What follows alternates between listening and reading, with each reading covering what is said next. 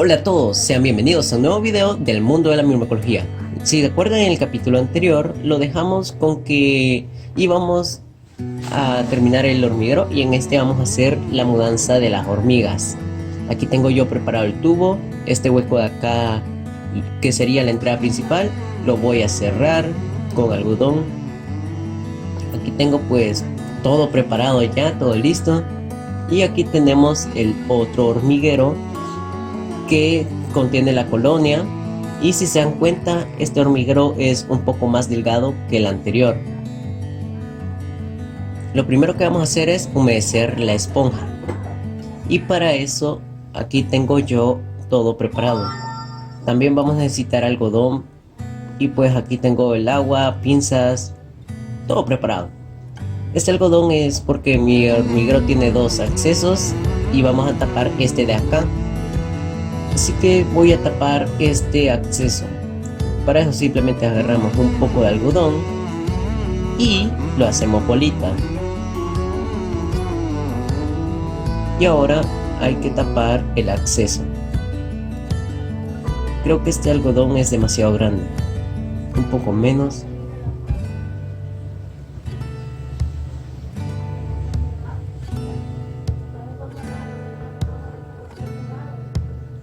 Y hoy sí ya hemos tapado esta entrada y no se me van a escapar mis hormigas por ahí. Bueno, ya está todo preparado. El único acceso que tendrán es este del tubo. Ahora con nuestra jeringa vamos a agarrar un poco de agua. Agarramos agua. Vamos a tapar esto para que no se me caiga, perdón. Y ahora procedemos a humedecer la esponja. Quiero que vean cómo se humedece. Al principio no se va a absorber muy bien, pero si se dan cuenta se va absorbiendo poco a poco. El agua se va esparciendo. Si se dan cuenta, la esponja va cambiando de color por lo mismo que está absorbiendo el agua. Es un proceso un poco lento, pero necesario para que nuestra colonia tenga humedad. Cuando nuestra esponja esté húmeda, va a ser hora de preparar el hormiguero.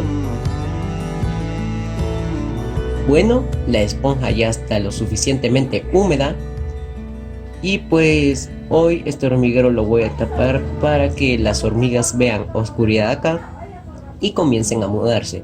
Y voy a destapar este para que en este les llegue la luz, y de esa manera pues la luz la va a molestar y van a hacer mudarse a este otro hormiguero.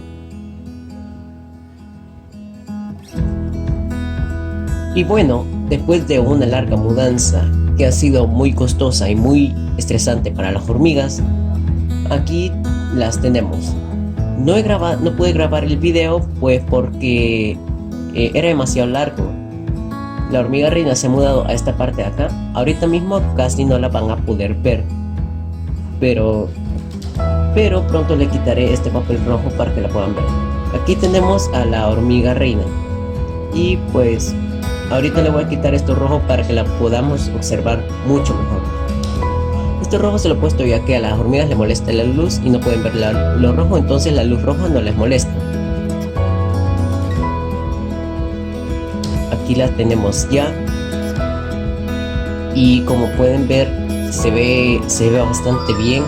Ya se mudó, ya tienes todos sus huevos, larvas y pupas. Aquí están también sus obreras. Y como podemos ver, la humedad es excelente.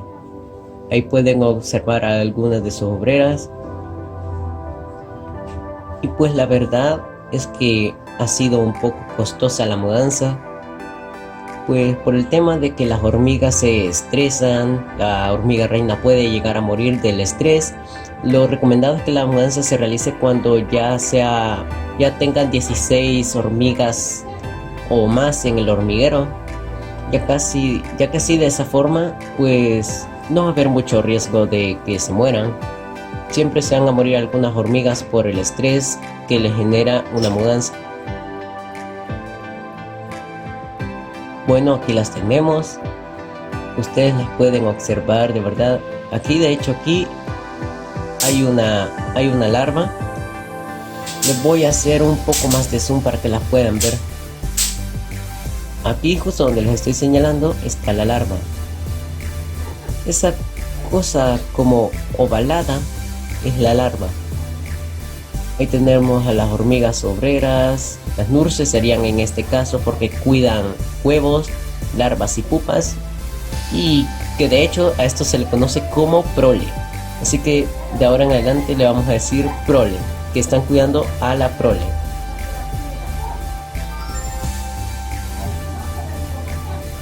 Quiero ver si puedo enfocar esto un poco mejor.